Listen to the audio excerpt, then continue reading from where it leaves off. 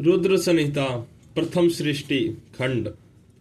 ऋषियों के प्रश्न के उत्तर में नारद ब्रह्मा संवाद की अवतारणा करते हुए सूत जी का उन्हें नारद मोह का प्रसंग सुनाना, काम विजय के गर्व से युक्त हुए नारद का शिव ब्रह्मा तथा विष्णु के पास जाकर अपने तप का प्रभाव बताना, जो विश्व की उत्पत्ति, स्थिति और लय आदि के एकमात्र कारण है, गौरी गिरिराज कुमारी उमा के पति हैं, तत्वज्ञ हैं, जिनकी कार्तिका कहीं अंत नहीं, जो माया के आश्रय होकर भी उससे अत्यंत दूर है तथा जिनका स्वरूप अचिंतनीय है, उन विमल बोध स्वरूप भगवान शिव को मैं प्रणाम करता हूँ।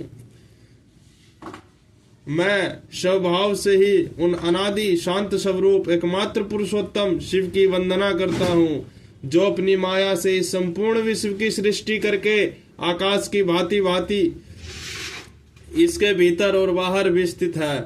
जैसे लोहा चुंबक से आकृष्ट होकर उसके पास ही लटकता रहता है, उसी प्रकार यह सारा जगत सदा सब ओर से जिसके आसपास ही भ्रमण करते हैं, जिन्होंने अपने से ही इस पंच को रचने की विधि बताई थी, जो सबके भीतर अंतर्यामी रूप में विराजमान है तथा जिनका अपना स्वरूप अत्यंत गूढ़ है, उन भगवान शिव की मैं सादर वंदना करता हूँ। व्यास जी कहते हैं, जगत के पिता भगवान शिव, जगन माता कल्याणमयी पार्वती तथा उनके पुत्र गणेश जी को नमस्कार करके हम इस पुराण का वर्णन करते हैं।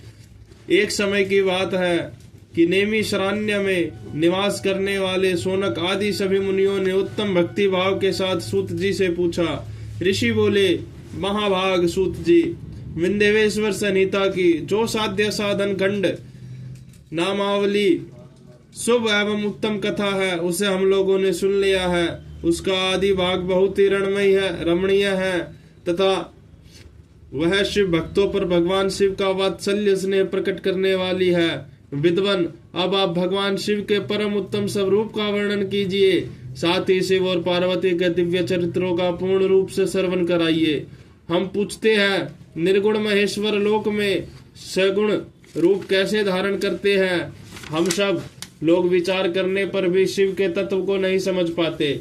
सृष्टि के पहले भगवान शिव किस प्रकार अपने स्वरूप से स्थित होते हैं, फिर सृष्टि के मध्य काल में वे भगवान किस तरह क्रीड़ा करते हुए, सम्यक व्यवहार बर्ताव करते हुए और सृष्टि कल्प का अंत होने पर वे महेश्वर देव किस रूप में स्थित रहते हैं, लोक कल्याणकारी शंकर कैसे प्रसन्न होते हैं और प्रसन्न हुए महेश्वर अपने भक्तों तथा दूसरों को कौन सा उत्तम फल प्रदान करते हैं, यह सब हमें कहिए। हमने सुना है कि भगवान शिव शीघ्र प्रसन्न हो जाते हैं, वे महान दयालु हैं, इसलिए अपने भक्तों का कष्ट नहीं देख सकते। ब्रह्मा, विष्णु और महेश ये तीन देवता शिव के ही अंग से उत्पन्न हुए हैं। उनके प्रकट्य की कथा तथा उनके विशेष चरित्र को वर्णन कीजिए। प्रभु, आप उमा के आविर्भाव और विवाह की भी कथा कहिए, विशेषतः उनके गृहस्थ्य धर्म का जो अन्य लीलाओं का भी वर्णन कीजिए। निष्पाप सूत जी, हमारे प्रश्न के उत्तर में आपको ये सब तथा दूसरी बातें भी अवश्य कहनी चाहिए। सूत जी ने कहा, मुनीश्वरों, आप लोगों ने बड़ी उत्तम बात पूछी है। भगवान सदाशिव की कथा में आप लोगों की जो आंतरिक निष्ठा हुई है, इसके लिए आप धन्यवाद के पात्र है। ब्राह्मणों, भगवान शंकर का गुणानुवाद सात्विक, राजस और तामस तीनों ही प्रकृति के मनुष्य को सदा आनंद प्रदान करने वाला है।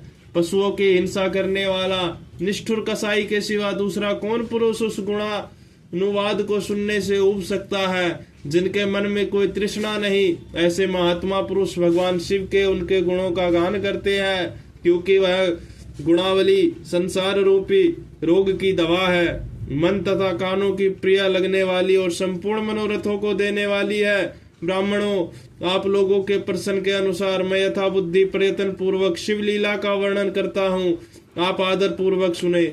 जैसे आप लोग पूछ रहे हैं, उसी प्रकार देव ऋषि नारद जी ने शिव रूपी भगवान विष्णु से प्रेरित होकर अपने पिता से पूछा था। अपने पुत्र नारद का प्रश्न सुनकर शिव भक्त ब्रह्मा जी का चित्त प्रसन्न हो गया और वे उन मुनि शिरोमणि को हर्ष प्रदान करते हुए प्रेम पूर्वक भगवान शिव के यश का गान करने लगे। एक समय की बात है मुनि शिरोमणि विप्रवर नारद जी ने, जो ब्रह्मा जी के पुत्र हैं, विनिश्चित तो तपस्या में मन लगाया। हिमालय पर्वत में कोई एक गुफा थी जो बड़ी शोभा से संपन्न दिखाई देती थी। उसके निकट देवी नदी गंगा निरंतर वेग पूर्वक बहती थी। वहां एक महान दिव्य आश्रम था जो नाना प्रकार की शोभा से सुशोभित था। दिव्य दृष्टि नारद जी तपस्या करने के लिए उसी आश्रम में गए। उसे गुफा को देखकर मुनिवर नारद जी बड़े प्रसन्न हुए और सुदीर्घ काल तक वहां तपस्या करते रहे। उनका अंतःकरण शुद्ध था। वे दृढ़ता पूर्वक आसन पर बैठकर मौन हो गए, प्राणायाम पूर्वक समाधि में स्थित हो गए।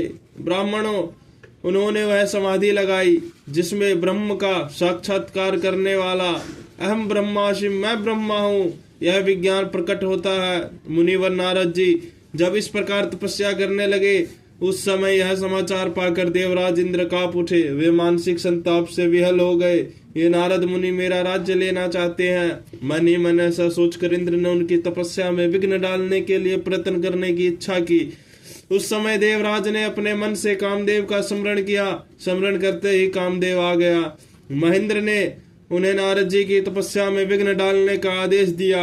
यह आज्ञा पाकर कामदेव वसंत को साथ ले बड़े गर्व से उस स्थान पर गए और अपना उपाय करने लगे। उन्होंने वहां शीघ्र ही अपनी सारी कलाएं रच डाली। वसंत ने भी मदमत होकर अपना प्रभाव अनेक प्रकार से प्रकट किया। मुनिवरों, कामदेव और वसंत के अथक प्रयत्न करने पर भी नारद मुनि के चित्त में विकार नहीं उत्पन्न हुआ। महादेव जी के अनुग्रह से उन दोनों का गर्व चूर्ण हो गया।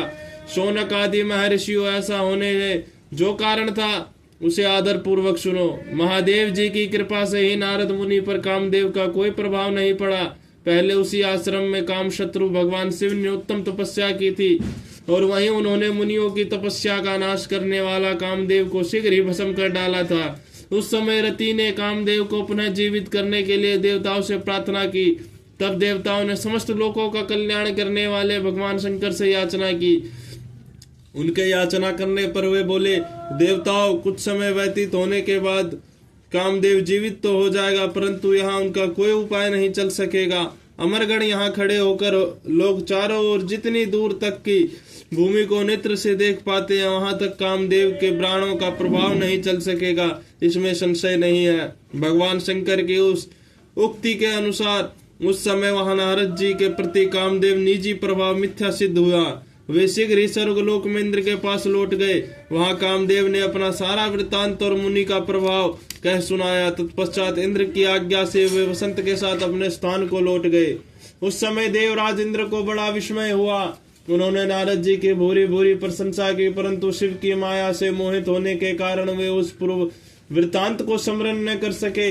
वास्तव में इस संसार के भीतर सभी प्राणियों के लिए शंभु की माया को जानना अत्यंत कठिन है। जिसने भगवान शिव के चरणों में अपने आप को समर्पित कर दिया, उस भक्त को छोड़कर से सारा जगत उसकी माया से मोहित हो जाता है। नारद जी भी भगवान शंकर की कृपा से वहां चिरकाल तक तपस्या में लगे रहे। जब उन्होंने अपनी तपस्या को पूर्ण हुआ समझा, तब वे मुनि उससे विरत हो गए। कामदेव पर मेरी विजय हुई, ऐसा मानकर उन मुनीश्वर के मन में व्यर्थ ही गर्व हो गया। भगवान शिव की माया से मोहित होने के कारण उन्हें यथार्थ बात का ज्ञान नहीं रहा। वे यह नहीं समझ सके कि कामदेव के पराजित होने में भगवान शंकर का प्रभाव ही कारण है।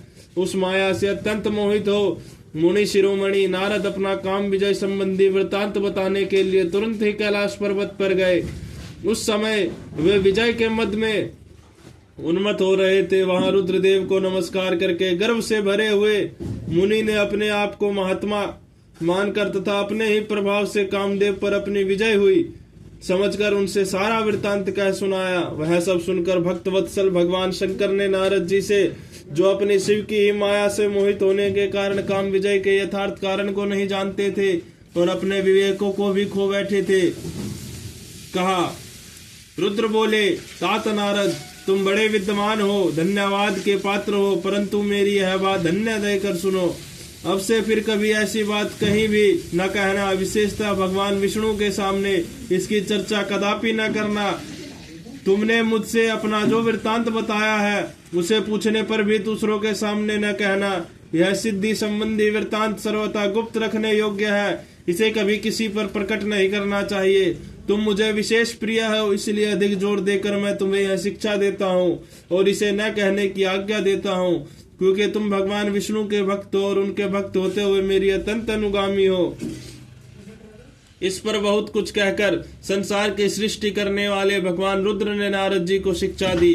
अपने वृत्तांत को गुप्त रखने के लिए उन्होंने समझाया बुझाया, परंतु वे तो शिव की माया से मोहित थे, इसलिए उन्होंने उनकी दी हुई शिक्षा को अपने लिए हितकार नहीं माना। तदंतर मुनि शिरोमणि नारद ब्रह्मलोक में गए। वहां ब्रह्म जी को नमस्कार करके उन्होंने कहा, पिताजी, मैंने अपने तपोबल से कामदेव को जीत लिया है। उनकी वह बात सुनकर ब्रह्म जी ने शिव भगवान के चरणाविंदों का चिंतन किया और सारा कारण जानकर अपने पुत्र को यह सब कहने से मना किया, परंतु नारद जी शिव की माया से मोहित थे, अतः उनके चित्त में मद का अंकुर जम गया था, उनकी बुद्धि मारी गई थी। इसलिए नारद जी अपना सारा वृत्तांत भगवान विष्णु के सामने कहने के लिए वहां से शीघ्र ही विष्णु लोक में गए।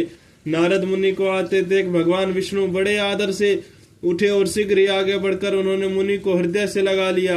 मुनि के आगमन का क्या हेतु है, इसका उन्हें पहले से ही पता था।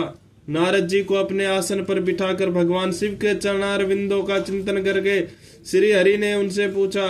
भगवान विष्णु बोले, तात, कहाँ से आते हो? यहाँ किस लिए तुम्हारा आगमन हुआ है? मुनि श्रेष्ठ, तुम धन्य हो, तुम्हारे शुभ गमन से मैं पवित्र हो गया। भगवान विष्णु का यह वचन सुनकर गर्व से भरे हुए नारद मुनि ने मद में मोहित होकर अपना सारा वृत्तांत बड़े अभिमान के साथ कह सुनाया। नारद मुनि का वह अहंकार युक्त वचन सुनकर मन ही मन भगवान विष्णु ने उनकी काम विजय के यथार्थ का कारण को पूर्ण रूप से जान लिया। तत्पश्चात श्री विष्णु बोले, मुनि श्रेष्ठ, तुम धन्य हो, तपस्या के तो भंडार ही हो, तुम्हारा हृदय भी बड़ा उदार है। मुने, जिसके भीतर भक्ति ज्ञान और वैराग्य नहीं होते, उसी के मन में समस्त दुखों को देने वाले काम मोह आदि विकार शीघ्र उत्पन्न होते हैं। तुम तो नैष्ठिक ब्रह्मचारी हो और सदा ज्ञान वैराग्य से युक्त रहते हो, फिर तुम में काम विकार कैसे आ सकता है? तुम तो जन्म से ही निर्विकार तथा शुद्ध बुद्धि वाले हो। श्री हरि की कही हुई ऐसी